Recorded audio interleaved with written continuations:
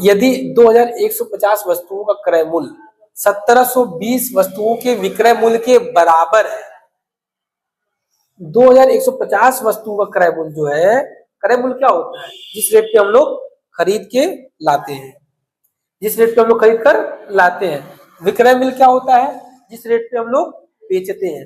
तो बोला है सर जी 2150 वस्तुओं का क्रय मूल्य 1720 वस्तुओं के विक्रय मूल्य के बराबर है। मतलब 2150 वस्तु जितना में खरीद कर लाए हैं उतने में ही हम 1720 वस्तु बेच दिए हैं। समझ में आया? क्रय मूल्य विक्रय मूल्य दोनों का बराबर है। सुनो ध्यान से, क्या कर रही है उधर। 2150 वस्तु का क्रय मूल्य 1720 वस्तुओं के विक्रय मूल्य के बराबर है। ऐसा क्वेश्चन कभी भी आए कि क्रय मूल्य विक्रय मूल्य के बराबर है, तो बस एक काम करना तुम लोग, यहाँ पे जो क्रय मूल्य है यही मान लेना विक्रय मूल्य है। क्या हो जाएगा? यही विक्रय मूल्य। और जो 1720 है इसी को मान लेना क्या चीज? क्रय मूल्य। समझ में आ गया? अब यहाँ पे देखना क्या दिया है, क्रय मूल्य किसकी, और यहाँ पे विक्रय मूल्य कितना है? 2150 और बराबर कितना? 1720। इसी को उल्टा कर देना। अब ये हो जाएगा क्रय मूल्य, ठीक है, और ये हो जाएगा विक्रय मूल्य। बस एकदम शॉर्ट ट्रिक बता रहा हूं। जब भी ऐसा देगा इसको क्रय मूल्य मान लेना, इसको विक्रय मूल्य। अब बताओ ये क्रय मूल्य है विक्रय मूल्य है, प्रॉफिट हुआ है कि लॉस हुआ है? फायदा हुआ है कि नुकसान हुआ है?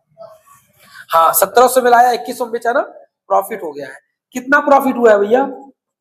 सर 2150 में से माइनस करो 1000, कितना? 0, 5 में से 2 गया 3, और यहाँ बच्चा 11 में से 7 गया 4, यहाँ बच्चा 1 में 0, 430 रुपए का प्रॉफिट हुआ है। अब कितना परसेंट हुआ है प्रॉफिट? सर 430 ऊपर, नीचे क्या रहेगा? क्रय मूल्य 1720 गुणे 100। बात समझ में आ गया? 0 से 0 कट गया। अब कुछ कटने वाला दिखाई दे नहीं रहा है, नहीं अभी नहीं, ऊपर नहीं कटता है ना। ये 0 0 कट गया। अब इसको काटो 2 से, 2 अटे 16, 1 बचा, 2 छक्के 12 कट गया। अब फिर 2 से इसको भी काट, 2 से काट दो, 2 दूना 4, 2 1 9 2, 2 5 10, ठीक है। अब किसको काटोगे? आप काट सकते हो 8 6 14, 2 से काटोगे, 2 से काट दो इसको, 2 चौके 8, 2 तिया 6, 2 पचे 10, 43 से इसको काट दो, 5 बार में कट जाएगा। कितने बार में? 5 पचे 25% का प्रॉफिट हुआ है। बात समझ में आ गई? अच्छा, इसमें क्या किए फिर से समझेंगे। यहाँ पे ऐसा क्वेश्चन दिया रहा है 2150 वस्तुओं क्रय मूल्य 1720 वस्तुओं के विक्रय मूल्य के बराबर है। तो बस करेंगे क्या? पहला काम उसका उल्टा कर देंगे। जो क्रय मूल्य वो विक्रय मूल्य हो जाएगा, और विक्रय मूल्य क्रय मूल्य हो जाएगा।